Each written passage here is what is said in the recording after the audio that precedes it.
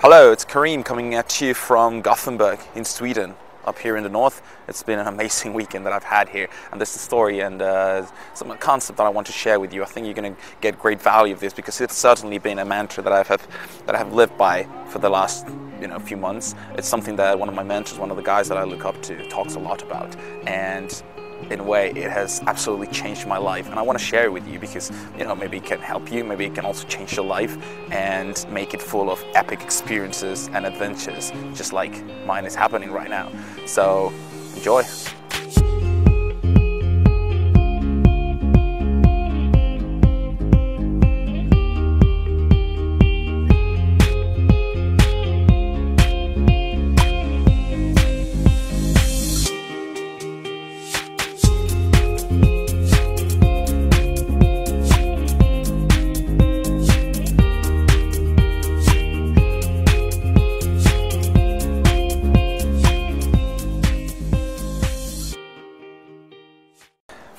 The idea that I want to talk to you about is just a simple question that you have to ask yourself whenever you are faced with a decision, whenever you feel like you have to make a decision, whether you should do something or not. This is the question that for me has pushed me, it has moved me closer to what I really want, but that I find a million excuses not to do. Okay? And the question is simply, what if? What if? That's all I have to ask myself. Because if you look at this question in depth, you ask yourself, well, what if? What would happen if I do this? What would happen if, I make this decision? What would happen if I talk to this person? What would happen if I go to this place? That's the question you want to ask yourself. Because once you do that, what you're going to find is that all of a sudden you're going to find the courage, or maybe not even the courage, but just simply the decision, the decisiveness, the assertiveness to go and do what you want to do. And you know why? Because we all crave that adventure. We all crave that experience. We all want our lives, in a way, to have that drama, that action, like we're in a movie. That's amazing. Like, that's the best things that can happen to you in life. That's what the best stories of your life are made of. It's just those crazy times where you made something that probably didn't even make much sense, and it was just your gut, your curiosity. Your curiosity was what's talking to you, and it was saying, I don't know if this is a good idea. I don't know if this is going to work. I don't know how this is going to turn out. But what if I do it? What if I go for it? And for me, that's what it does. For me, that's all it takes. And it seems simple in the surface, it seems that it might not help you a lot, but I want you to try it. I really want you to try it. Next time you're faced with a decision, whether it's in your personal life, in your relationship, in just with your friends, or an adventure, or a major decision in life, just think of it. What if? Because if I'm honest with you guys, probably the thing I am the most afraid of in my life is the fear of regret. Regret is something I am terrified of. And that's exactly why I'm facing that fear through this question and through every action that this leads me to. Because I am terrified that when I am an old person and I am, I'm 80, 90, however long I live, and I look back in my life and I see, or I tell myself, or I ask myself, what would have happened if I had talked to this person? What would have happened if I had gone to this place? What would have happened if I had said yes to this opportunity? What would have happened? And the sad thing, or the terrifying thing for me, is that once you start asking yourself that question, it's probably too late. You can't do anything about it, you can't change it, and you only live in regret, thinking that it could have led to something awesome, and then you didn't do it because you didn't have the courage. You just, whatever reason, like I said, there's a million excuses. But if you just ask yourself, what if? What would happen? Can you imagine the amazing story that I could tell if this turns out? What would happen? That's all you have to ask yourself. And for me, that's what it does. That's all it takes, right? And this is a prime example. Me being here in Gothenburg, Sweden, talking in front of this camera to you is an example of this. The only reason why I'm here in Gothenburg is because there was a conference, the mentor I told you about, the guy I mentioned earlier. He gave a speech yesterday in the Radisson Hotel here in Gothenburg, and I wanted to see it. I already seen him. I saw him in London about 2 months ago, but I wanted to see it again. I wanted to attend the event again. So I bought my tickets to Gothenburg about, I don't know, it was 2 months ago, like a month ago, I bought them. And I had to fly here from London on Friday. Friday in the morning. I had my flight at 8:25 in the morning, something like that. I had to be at the airport 2 hours early. So at about, I don't know, 5 in the morning, something like that. 6 in the morning, I had to be at the airport. So the airport, the Stansted Airport, is like about an hour away from central London, where I live. So I had to take a bus. I had to take the coach that's going to take me from central London to Stansted Airport. It's like about a 50 minutes ride. So obviously I leave the house. I leave my house very early, go to the station or to the bus stop where I'm going to catch this coach to get me to the airport. And I totally miss the station. I go to the wrong place, right? I'm in Hyde Park and I'm not supposed to be there. I misread the map. I just didn't look at the directions properly. And by the time I realized this, it's literally 2 or 3 minutes before the bus is supposed to be at the right station, which is like 5 blocks away. So I run across the street and I just start asking random people, in the middle of the night at 5 in the morning in London. There's actually people there, and I'm like, excuse me, do you know where this is? I need to get here like now. And they're like, oh yeah, you go like out here, Oxford Street, about 3-4 blocks away. There's that stop. So I'm like, okay. So I have all my bags, my baggage with me. I have to carry it, and then I literally have 2 minutes to get there. If not, the bus is going to leave me and I cannot catch another flight, or I would have to pay about £100 to catch the next flight. So in a way, I'm like, I'm probably not going to make it. I can't do this. At 5 in the morning, people are already starting to go to work. So I'm like, I'm just going to risk getting ran over, because I literally had to just like throw myself in the street to catch this bus. I'm like, I'm just going to risk my life for this. Is it even worth it? Like, do I really want to do this? And for a second there, my old being, my comfort zone started talking to me, and he was like, no, it's crazy. You probably shouldn't do this. Like, it's, something bad could happen. Like, let's just let it go. The flight ticket wasn't even that expensive, because I bought it on Ryanair, which is like an extremely cheap airline. So, it wasn't even that much. So it probably wouldn't have hurt that much. So I thought, well, okay, maybe it wasn't meant to be. I'm just going to go back to my apartment, go back to sleep, because it was freezing cold. and yeah, that's that. I'm not going to Sweden. I already saw the event anyway. So, it's not like I'm missing that much, I guess. But then it hit me. As I was walking, it hit me, and I was like, hold on a second. What if I do go to Sweden? What if I do get on that plane to Gothenburg? What would happen? Would I have an epic story to tell? Probably yes. Grabbed my stuff, started running across the avenue, Oxford Street, which is one of the main avenues in London. And I started running to the bus stop. I get to the bus stop and the bus is there. Like, it's literally just turning around. Like, it's right in front of me. I'm sprinting with all my baggage behind the bus. It eventually stops, and I just managed to get there. Like, they're about to close the door, and I managed to get on the bus. And I'm like, here, I'm on this bus. Take me to the airport. So I made it. Thankfully, I made it to the airport.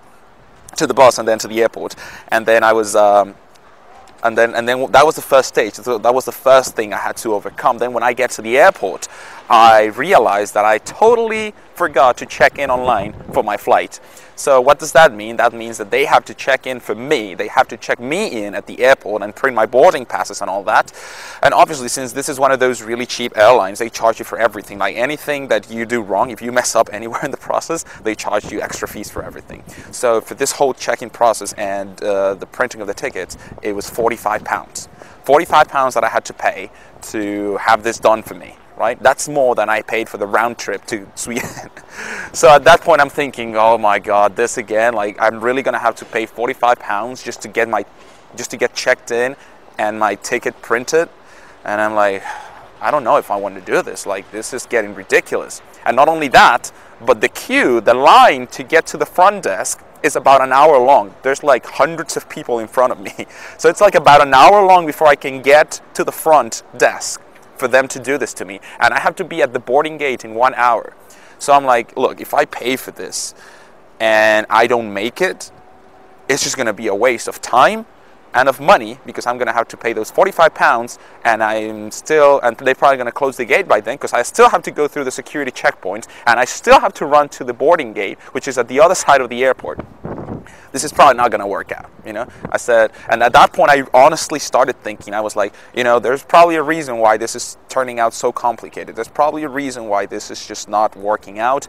I should probably just, get back on the bus, go back to London, and just let it be, You know, just let it rest, put it to rest.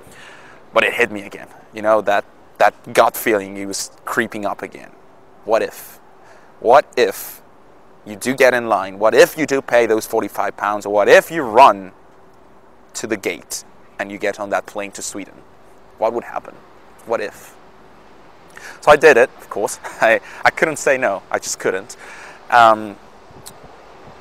So I get there on the line, an hour long. I get to the front. They print my tickets. I pay 45 pounds. I run to the security checkpoint at 8 o'clock in the morning. My flight leaves at 8:25. The boarding gate closes at 8:05. And I'm just getting to the security checkpoint. There's obviously a ton of people in front of me. So I'm like, well, I guess this is not going to happen. Still get in there. I talked to the lady, you know, the security staff, and I'm like, excuse me, my flight leaves in 20 minutes. Is there any way I can get faster through this? And she's like, unfortunately not. We can't do that, obviously, for security reasons. But if you're flying on Ryanair, they usually run a little bit late because obviously they have a very high demand, especially at this time of the year. So your flight is probably going to be running a little bit late, so you might make it. You know, if you really run to the gate, you might still get on that plane. I go through security like at 8:05, and so I'm like, okay, time to go to the gate, grab my stuff, and I look at the signs, and it literally says 10 minutes walk to gate 58, which was my boarding gate. I'm like, 10 minutes? It's probably not going to happen, but I'm committed. I already made a decision. I want to get on this plane, so there's no going back. There's no such thing as, well, I'm probably not going to catch you, so why do we even bother running? No. I grabbed my stuff and I ran as fast as I could. I had never run so fast, so much through an airport. I was like bumping into people and kicking stuff out of the way, just trying to get my way to the gate. I literally made the run in like 3-4 minutes, maybe, when it was supposed to be a 10 minutes walk. I made it in like 4 or 5 minutes. I get to the gate and they're literally about to close it. Like the last passenger is getting through the gate when I come in running, and I'm like, no, excuse me, that's my plane, please let me in. They grab my ticket, scan it, and I get on the plane, right? It was absolutely epic adventure.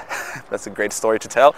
And I get on the plane, and then I'm sitting there and I'm thinking, I was really, really feeling proud of myself. You know, as soon as I took a seat on that plane, I was really proud of myself because I was coherent with myself. I was, in a way, true to myself.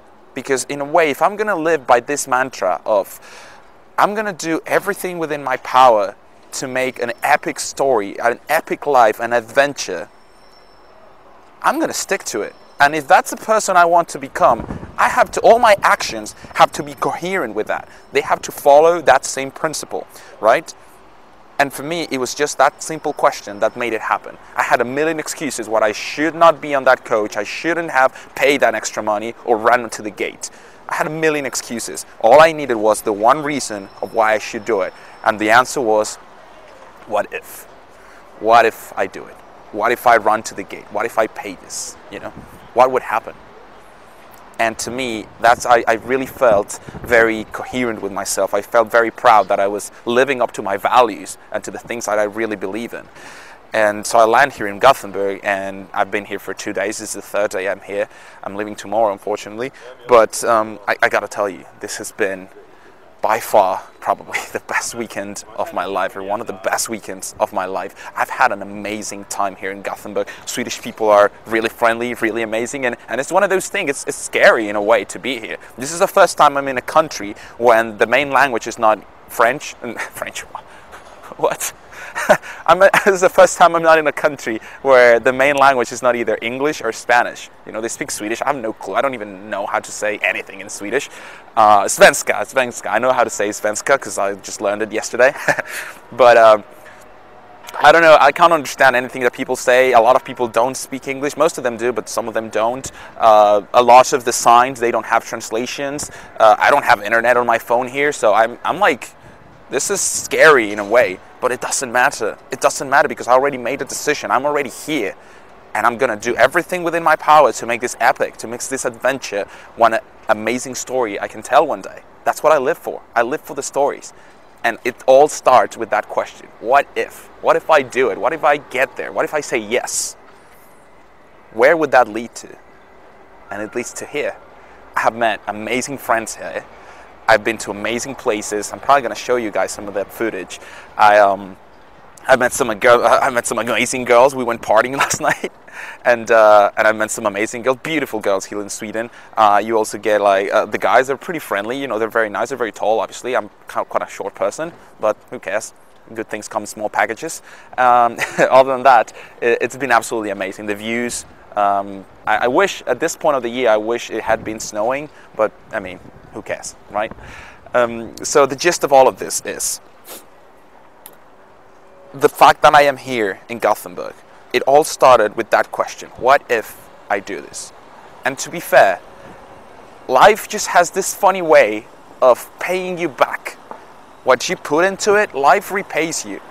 Because we've all heard this, you know, anything that's worth it, anything that's really good, it doesn't come for free or just like with no effort. Nothing that's really worth doing or having or experiencing is going to be easy. None of it. And those are the challenges that I had a million excuses. Those are the challenges that life said to me, listen, I have this amazing experience waiting for you across the Baltic Sea in Sweden? Yeah, I'm in Sweden. I have this amazing experience waiting for you in Sweden, right? But if you want to get there, if you want to see it, if you want to live it, you're going to have to go through this. This is not going to come easy for you because it's a challenge, because there's a high reward, so there's going to be a high risk or a high demand or a high challenge, if you will. And you need to have the willpower. You need to have the decisiveness and the willpower to plow through that. And it's not always easy, because like I said, we can come up with a million excuses, but you only need one reason of why you should do it. And for me, that reason is the answer to the question, what if? It's just the fear that I'm facing, the fear of regretting it, that when I am, you know, looking forward in 10, 20, 30, 50 years from now, and I look back and I think, what if I had ran to get that bus? What if I had gotten on that plane to Gothenburg? And you know what? I don't have to worry about that anymore.